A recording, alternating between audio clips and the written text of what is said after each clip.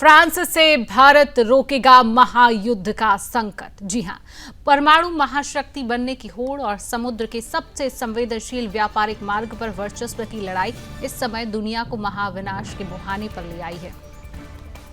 Hormuz straight को लेकर महाशक्तियों के बीच छिड़ा यह रणनीतिक संघर्ष अब एक ऐसे मोड़ पर पहुंच चुका है जहां से पूरी दुनिया का बाजार और सुरक्षा तंत्र ध्वस्त हो सकता है। अमेरिकी राष्ट्रपति डोनाल्ड ट्रंप के एक बड़े दावे, उसके तुरंत बाद ईरान के पलटवार ने अंतर्राष्ट्रीय कूटनीति में भारी खलबली मचा दी है। अमेरिकी राष्ट्रपति का दावा है कि ईरान के साथ रविवार को एक शांति समझौते पर हस्ताक्षर होने वाले हैं। वॉशिंगटन की रणनीति के मुताबिक इस समझौते के तुरंत बाद हॉर्मुज़ स्ट्रेट को सभी जहाजों की आवाजाही के लिए पूरी तरह खोल दिया जाएगा। अमेरिका की योजना केवल इतनी ही नहीं है। हालात सामान्य होते ही अमेरिका ईरान के भीतर मौजूद एनरिच्ड यूरेनियम को बाहर निकालकर पूरी तरह नष्ट कर देगा। राष्ट्रपति ट्रंप ने अत्यंत कड़े शब्दों में चेतावनी दी है कि अगर यह शांति प्रक्रिया विफल रही तो अमेरिका के पास आखिरी सैन्य विकल्प भी मौजूद है, एक ऐसा विकल्प जिसका प्रयोग अमेरिका दोबारा नहीं करना चाहता। लेकिन अमेरिकी राष्ट्रपति के इस दावे को ईरान ने पूरी तरह खारिज कर दिया है। ईरान के विदेश मंत्रालय ने स्पष्ट किया है कि रविवार को किसी भी शांति समझौते पर हस्ताक्षर नहीं होने जा रहे हैं। ईरान के प्रवक्ता इस्माइल बधाई के मुताबिक समझौता अगले कुछ दिनों में संभव है, परंतु अभी तक इसकी कोई तारीख तय नहीं की गई है।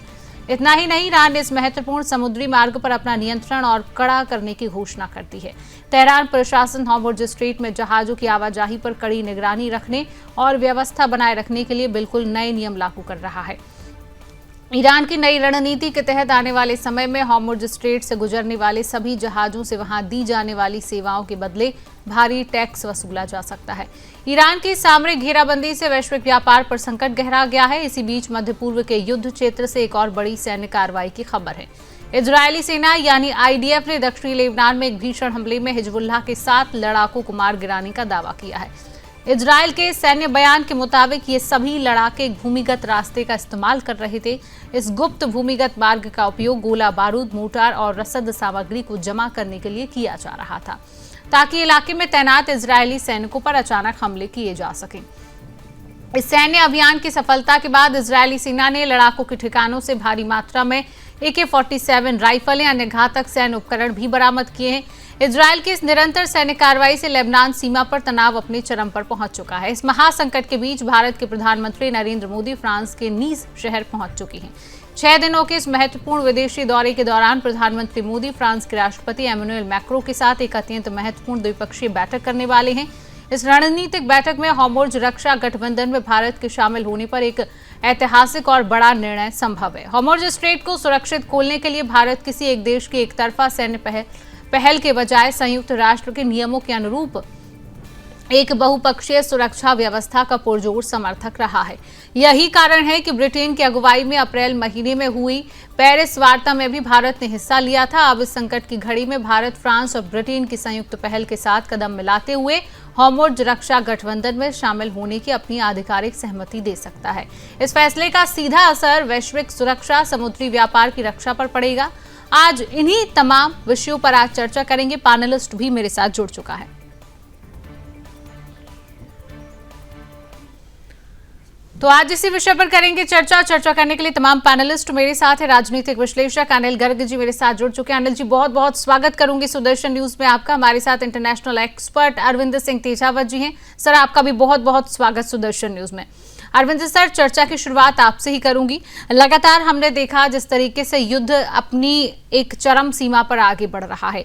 अब जो बात सामने आ रही है कि प्रधानमंत्री का दौरा यहां पर फ्रांस में हो रहा है, कल वो रवाना हो चुके हैं, क्या इसका एक असर अब आने वाले युद्ध को रोकने में संभव होगा? क्योंकि बड़े वैश्विक बाजार पर भी इसका एक बड़ा प्रभाव पड़ रहा है। तो प्रधानमंत्री के दौरे के से अगर संबंध बनाकर देखें तो सर क्या लग रहा है कि आने वाली स्थिति क्या पलट सकती है? अरविंद सर, ये मुझे जहां तक लगता है कि हॉर्मुज़ स्ट्रेट पे जो यथास्थिति है वो अभी बदलने वाली नहीं है, कम से कम कुछ महीनों तक। और जो प्रधानमंत्री जी का जो दौरा अभी यूरोप में हो रहा है और फ्रांस के जो कंट्री हेड इमैनुएल मैक्रों से जो बातचीत होगी, उसमें दरअसल मुद्दा हॉर्मुज़ से ज्यादा महत्वपूर्ण राफाल की डील को लेकर है। लगभग हम जो 116 राफाल खरीद रहे हैं जो कि एक बहुत बड़ी डील है। वो फ्रांस को बहुत पैसा देगी, और पैसा देने से फ्रांस को अपने बहुत सारे प्रोजेक्ट, अपने डेवलपमेंट के प्रोजेक्ट बनाने में मदद मिलेगी। वहीं भारत का सारा पैसा फ्रांस के पास जाएगा, तो हमारे पास सुरक्षा के इंतजाम तो हो जाएंगे, पर हमने बाकी सेक्टर में बहुत सारी चीजों को लिमिटेड करना होगा। तो फ्रांस को फायदा हो रहा है। तो ऐसे में भारत की पूरी पूरी कोशिश हो रही होगी कि हम आपको, क्योंकि इतना बड़ा फायदा दे रहे हैं, तो कम से कम तकनीकी हस्तांतरण तो करें आप। क्योंकि फ्रांस से जो राफाल आ रहे हैं वो 4.5 जनरेशन का बताते हैं उसे। वैसे 4.5 जनरेशन रियलिटी में नहीं होता है, पर क्योंकि 4th जनरेशन के इस फाइटर प्लेन में हम इजराइल की टेक्नोलॉजी लगाएंगे, ब्रह्मोस मिसाइलें लग जाए, कुछ ऐसी चीजें करेंगे, इसलिए मिला जुला के इसे 4.5 जनरेशन का कहा जा रहा है। पर अगर जब 2030 तक इसकी डिलीवरी होगी, तब तक ये तकनीकी भी पुरानी हो चुकी होगी। और उसके साथ साथ खासकर 5th जनरेशन के जो फाइटर जेट्स हैं, जो केवल 3 देशों के पास हैं, चीन, अमेरिका और रूस। तो ऐसे में भारत को रूस के खासकर एसयू सीरीज के जितने भी जो फाइटर प्लेन्स हैं, उनको भारत में किस तरीके से आ सकते हैं, रूस के साथ एक संवाद और वो बनाने की कोशिश करनी होगी। क्योंकि तब चीन और बाकी जो हमारे पाकिस्तान से हमें अभी कोई तुरंत खतरा नहीं है, पर चीन जिस तरीके से डोमिनेशन दिखाता है इस पूरे रीजन में, हमें उनकी जरूरत पड़ेगी। तो ये बहुत ही बेहतरीन है। कम से कम शिवांगी जी, इस बातचीत में ये हो जाए कि 4th जनरेशन की मैक्सिमम टेक्नोलॉजी या तो सीधे सीधे आ जाए या उसके रास्ते खुल जाए। बिल्कुल सर, और यहाँ पर समझौते की भी बात सामने आ रही है। ईरान ने कहा है समझौते के बहुत करीब है। अनिल गर्ग जी, राजनीतिक विश्लेषक, मेरे साथ बने हुए हैं। सर, ईरान की अगर एक बात सामने आई है, कल ईरान ने एक दावा कर दिया है कि बातचीत के दौर में अमेरिका से समझौते की बात चल रही है। ऐसा पहली बार नहीं है जब अमेरिका और ईरान के समझौते की बात हुई हो। क्या लग रहा है, क्या ईरान जो कह रहा है वो सिर्फ एक अटकलें हैं, या फिर आने वाले समय में सच में समझौते की बात अभी हो सकती है, जो स्थिति बनी हुई है? अनिल सर, आपसे समझेंगे। शिवांगी जी, देखिए, जब से युद्ध शुरू हुआ है, आप पहले इसमें ईरान का रोल समझिए। ईरान ने युद्ध शुरू किया था? नहीं। ईरान ने युद्ध विराम किया है? नहीं। मतलब जो कुछ हो रहा है वो अमेरिका के एंड से शुरू हो रहा है, अमेरिका से ही शुरू होकर अमेरिका पे ही जाकर रुकता है। तो ईरान तो उसका रिटेलिएट करता है, और उसके बदले में जो अमेरिका कार्रवाई करता है, ईरान उसके बाद में बदले की जो कार्रवाई होती है वही सिर्फ करता है। एक पहली बात तो ये। दूसरी बात ये है, इतना तो पक्का है कि दोनों के बीच में बातचीत चल रही है। ये तो ईरान भी मान रहा है कि हमारी बातचीत हो रही है, लेकिन ट्रंप और ईरान के स्टेटमेंट में एक ही फर्क है।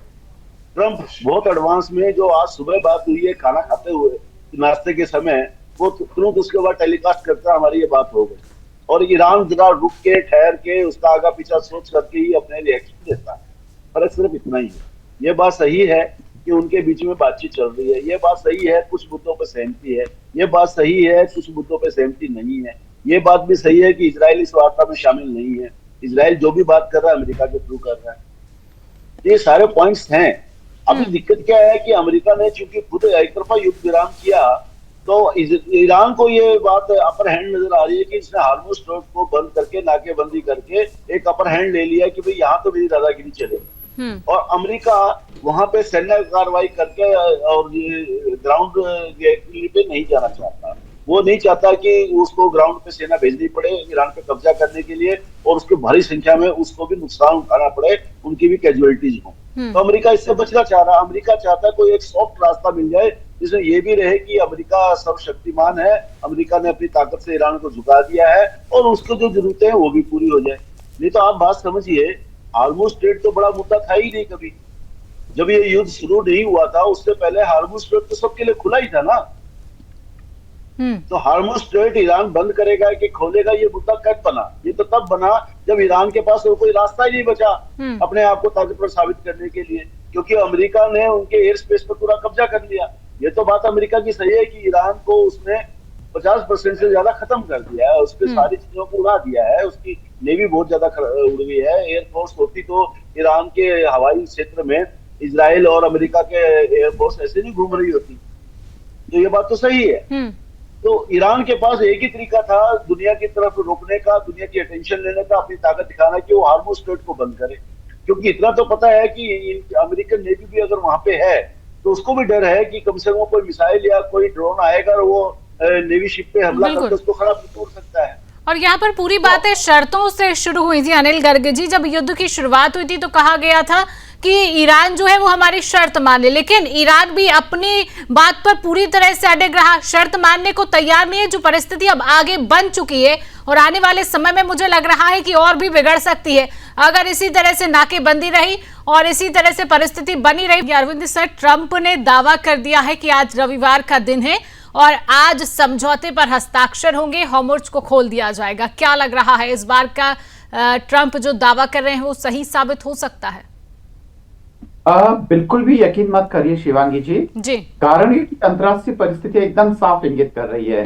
अमेरिका अपनी शर्तों से पीछे हट नहीं रहा है और ईरान ने भले ही एक जेस्चर दिया है कि वह समझौते मानने के लिए तैयार है। हालांकि दोनों ही तरफ से टॉप लेवल से ये एश्योरेंस आया है कि हम समझौते के नजदीक हैं, पर ये इंटरनेशनल प्रेशर को रिलीज करने का तरीका है और ईरान अपने जो खासकर जो घरेलू टेंशन है उसको समय लेने के लिए ये सब कुछ कर रहा है। तो ये हमें बहुत ही सावधानी से इन सब चीजों को देखना है। अभी आने वाले कुछ महीनों में ये पूरी तरीके से हॉर्मुज़ स्ट्रेट खुलने वाला नहीं है, क्योंकि ऐसी कोई परिस्थिति है ही नहीं। क्योंकि इस तरीके के समझौते से पहले एक मिनिमम एक वो रोड मैप तैयार होता है, कुछ शर्तों के बारे में बातचीत होती है, जो की तैयारी अभी किसी भी तरफ से नहीं दिख रही है। और जल्दबाजी में, क्योंकि दोनों ही जो वहां की टॉप लीडरशिप थी उसको फायदा है। इसको ऐसे समझिए कि भारत जैसे तमाम देशों की तरफ से यूनाइटेड स्टेट पर यह प्रेशर है कि आपकी वजह से हम परेशान हो रहे, तो हॉर्मुज़ स्ट्रेट बहाल होना चाहिए। यूनाइटेड स्टेट के लिए इसको बहाल करना अभी फायदे का सौदा नहीं है, क्योंकि अगर 2-3 महीने तक अगर ये प्रेजेंट सिचुएशन बनी रहती है तो ईरान आर्थिक टूटन की कगार पर आएगा और तब कोई भी अमेरिकी प्रहार ईरान को खत्म करने के कगार पे ले आएगा। वहीं ईरान में घरेलू हालात ठीक नहीं है और वहां पे आर्थिक संकट तो है ही, बहुत सारी चीजों की कमियां पैदा हो रही है। और हम ये देख रहे हैं कि जब ये कमियां हो रही है तो वहां के लोगों में एक परेशानी पैदा हो रही है। इंटरनेट बंद है, बहुत सारी सेवाएं बंद है, स्कूल वगैरह, युद्ध जैसे हालात हैं तो जाहिर है कि कुछ भी एकदम नॉर्मलाइज नहीं है। तो ईरान के लिए भी एक अच्छा मौका है एक तरीके से घरेलू जो टेंशन है उसको रिलीज करने का। तो ये दोनों ही दरअसल अपने अपने टेंशन को रिलीज कर रहे हैं। स्थिति वहीं की वहीं रहेगी और भारत जैसे देशों को जो नुकसान हो रहा है वो तो हो ही रहा है। शिवांगी जी बिल्कुल। अनिल गर्ग जी, जब ऐसी बातें होती हैं, ट्रंप एक तरफ दावा कर देते हैं समझौते की, एक तरफ दावा किया जाता है कि आज बैठक हो रही है, दोनों देश आमने सामने टेबल पर बैठेंगे, समझौता होगा, तो वहीं दूसरी तरफ ईरान के विदेश मंत्रालय से खबर आती है कि पूरी तरह से ट्रंप का जो दावा है उसको खारिज कर दिया गया है। रविवार का दिन है, किसी भी समझौते पर हस्ताक्षर नहीं होंगे। ठीक है, दोनों पहलू समझ रहे हैं, लेकिन ट्रंप क्या ये एक चाल समझे डोनाल्ड ट्रंप की कि इस तरीके के दावे करना, मीडिया में बयान दे देना या खबर फैला देना कि आज समझौता होगा, इसका बाकी देशों पर और जो स्थिति बनी हुई है, इन दावों का, इन बयानों का कितना बड़ा असर पड़ता है? अनिल सर। शिवांगी जी, देखिए, अभी मैं सुन रहा था अपने साथी की बात की, एनालाइज तो उन्होंने ठीक किया। इस समय ईरान भी उतना ही दुखी है, अमेरिका भी उतना दुखी है, लेकिन कारण अलग अलग। ईरान, मैंने जैसे पहले कहा, ईरान मोर देन 50% डिस्ट्रॉयड हो चुका है। अब उसको इकोनॉमिकली जो परेशानी आ रही है, क्योंकि जब उसने हार्मुज़ बंद किया, वो हार्मुज़ बंद किया अमेरिका और उससे जुड़े दोस्तों के लिए, लेकिन जब अमेरिका ने नाकेबंदी लगाई तो उसने लगाई ईरान और उससे जुड़े दोस्तों के लिए। तो आप ये देखिए कि अमेरिका से जुड़े दोस्तों को नुकसान ये हो रहा है कि वहां से उनको ऑयल टैंकर ईरान पास नहीं होने दे रहा, लेकिन ईरान का तो पूरा ही नुकसान है, क्योंकि ईरान की सारी इकोनॉमी तेल के एक्सपोर्ट पर निर्भर थी। अब वो ईरान के कोई भी जहाज वहां से पास नहीं होने दे रहे, तो ईरान की इकोनॉमी का क्या होगा? ईरान कहां से पैसा कमाएगा? ईरान के पास तो कोई और जरिया ही नहीं है। तो इसमें अभी ईरान भी उतना ही परेशान है हार्मुज़ स्ट्रेट के क्लोज होने से, जितना पूरा विश्व के बाकी लोग। अकेला बाकी लोग नहीं है, अकेले अमेरिका और उसके दोस्त तो थे ही, लेकिन उनके पास दूसरे अल्टरनेटिव थे। लेकिन ईरान के पास क्या अल्टरनेटिव है कि वो अपने लिए कुछ पैसा कमाए और फिर उससे खर्च करे, और आर्थिक रूप से अंदर से वो वैसे भी टूट चुका है। तो ईरान के पास भी और कोई तरीका नहीं है। लेकिन अमेरिका चूंकि वहां पे अब ग्राउंड कोई एक्शन नहीं करना चाहता, इसलिए ईरान इस बात का फायदा उठाना चाहता है। ईरान ये चाहता है कि, क्योंकि उनको ये समझ में आ गया कि अमेरिका भी इस लड़ाई को आगे नहीं बढ़ाना चाहता, अमेरिका भी इसको ग्राउंड पे नहीं लड़ना चाहता, क्योंकि उसको लगता है कैजुअलिटीज होंगी। तो ईरान भी इसलिए बात का फायदा उठाना चाहता है कि कुछ अपना जो उनका पैसा रोक दिया गया है, उसको 24 अरब डॉलर है, उसको अगर कुछ रिलीज करा लिया है, जिससे बात चल रही है 12 अरब डॉलर रिलीज हो जाएंगे। बिल्कुल। और सर, बाकी देशों की अर्थव्यवस्था पर भी इसका एक बहुत बड़ा असर पड़ रहा है। जिस तरीके से आपने कहा अभी है, बाकी देशों की अर्थव्यवस्था तो प्रभावित हो ही रही है फिलहाल। अरविंद सर, जिस तरीके से बात कही जा रही है कि अमेरिका और ईरान के बीच तो जो परिस्थिति बनी हुई है वो बनी हुई है, भले ही समझौते की बात की जाए लेकिन समझौता अभी नहीं हो रहा है, ना ही हॉर्मुज़ स्ट्रेट को खोला जा रहा है फिलहाल। लेकिन बाकी जो वैश्विक अर्थव्यवस्था डगमगाई हुई है उस पर बेहद असर पड़ रहा है। भारत जैसे जो तमाम देश हैं, इनकी अर्थव्यवस्था पर एक कितना बड़ा प्रभाव है इस युद्ध का, आपसे समझेंगे अरविंद सर। शिवांगी जी, बहुत बड़ा प्रभाव तो दिख ही रहा है। खासकर जो हमारी जीडीपी प्रभावित हो रही है और हर एक सेक्टर प्रभावित हो रहा है। मान लो जैसे कि जो हमारे यहाँ पे जो कारखाने चल रहे हैं वो अलग अलग पूरे देश के हिस्सों से सामान इकट्ठा करते हैं, तो उसकी ट्रांसपोर्टेशन कॉस्ट बढ़ जाएगी। तो बहुत सारे जो कारोबारियों की इतनी ताकत नहीं होती है कि उसको जो बढ़े हुए जो कीमत को वो बर्दाश्त कर सके और प्रॉफिट मार्जिन ला सके। तो वो सब धीरे धीरे खत्म होगा। रोजगार पे असर पड़ेगा उन सब चीजों से। रोजगार पे असर पड़ेगा तो धीरे धीरे जो जीडीपी है, प्रोडक्शन कम होगा, क्योंकि ज्यादातर लोग अगर काम नहीं करेंगे तो उत्पादन कहां से होगा।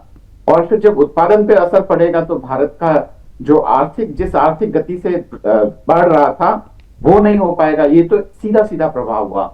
उसके अलावा जो भारत के कुछ महत्वाकांक्षी प्रोजेक्ट्स हैं, जैसे IMEC प्रोजेक्ट हैं जो हम कॉरिडोर बना रहे थे चीन को काउंटर करने के लिए, वो खतरे में पड़ जाएगा, क्योंकि पूरा का पूरा आपका UAE डिस्टर्ब है, जहां भारत एक बहुत बड़ा प्लेटफॉर्म बनाना चाह रहा था। और दूसरा जो खासकर ईरान का हाइफा पोर्ट है वो डिस्टर्ब होगा, तो फिर कैसे काम करेंगे हम लोग।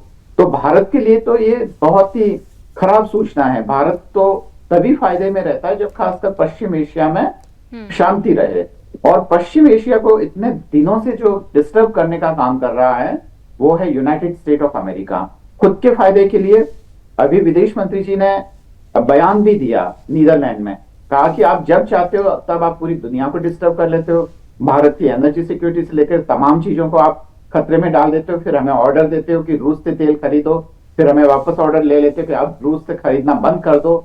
मतलब आखिर आप लोगों ने हमें समझ क्या रखा है। लॉन्ग टर्म स्ट्रेटजी में, क्योंकि विदेश नीति के अलग अलग पहलू होते हैं, तो उसमें हालांकि उन सब चीजों पे ज्यादा डिटेल में बात करना संभव नहीं है, पर मोटा मोटी मैं आपको बता देता हूं कि अगर लंबे तौर पर अगर हम कोई नई स्ट्रेटजी बनाना चाहें तो भारत के जो हित हैं वो साम्राज्यवादी और उपनिवेशवादी देशों के हितों से नहीं मेल खाते हैं। ये इंडियन कैरियर डिप्लोमेट्स को समझना पड़ेगा। कारण ये कि ये जो अमेरिका की पूरी नीतियां हैं, पूरे ये इसको नव उपनिवेशवाद बोलते हैं। जैसे कि पुराने उपनिवेशी जमाने में क्या होता था कि किसी देश को लूटने के लिए उस देश की सत्ता पे कंट्रोल होना जरूरी था, क्योंकि ज्यादातर पैसा लगान इत्यादि उनसे आता था। अब क्योंकि पैसा कमाने का फॉर्म बदल गया है, इसलिए अमेरिका को अब पश्चिम एशिया में आने की जरूरत नहीं है। अगर पश्चिम एशिया की Saudi Arabia, UAE, Kuwait, Oman, ये अगर वहां पे अमेरिका की कठपुतली सरकारें हैं तो वो वैसे ही लूट सकता है जैसे पाकिस्तान को लूटता रहा है। तो तमाम चीजें हैं जिसको हमें देखना है। भारत को अब ये समझना पड़ेगा कि वह एक लंबी रणनीति बना के इन नव उपनिवेशवादी देशों के खिलाफ जाना चाहता है या इनके खेमे में शामिल होकर जो थोड़े कुछ फायदे हैं वो उठाना चाहता है। तो ये भारत की विदेश नीति को अब तय करना होगा। शिवांगी जी, बिल्कुल सर, आप सही कह रहे हैं। विदेश नीति का इसमें एक बहुत अहम रोल हो जाता है और आगे समझने वाली बात होगी। अगर ये युद्ध नहीं रुकता है तो तमाम देशों पर इसका एक बहुत बड़ा असर झेल रहा है। भारत भी इसका असर कहीं ना कहीं झेल रहा है। कीमतों में जो है वो उछाल देखने को मिल रहा है। लेकिन अब आगे ये समझना होगा, जो दावे किए जाते हैं वो खारिज कर देता है विदेश मंत्रालय। अब आने वाले समय में क्या परिस्थिति ऐसे ही चलेगी या फिर समझौते की कोई बात होगी? क्योंकि समझौता होना, जो परिस्थिति बनी हुई है वो भी बेहद महत्वपूर्ण है। फिलहाल सर समय का अभाव है, आज की इस चर्चा को यहीं रोकेंगे। अनिल सर, अरविंद सर, आप दोनों मेरे साथ जुड़े, आपने समय दिया। आप दोनों का मेरे साथ जुड़ने के लिए, समय देने के लिए बहुत बहुत धन्यवाद। और फिलहाल के लिए इस खास चर्चा में इतना ही। आगे देश और दुनिया की तमाम खबरों को जानने के लिए आप देखते रहिए सुदर्शन न्यूज।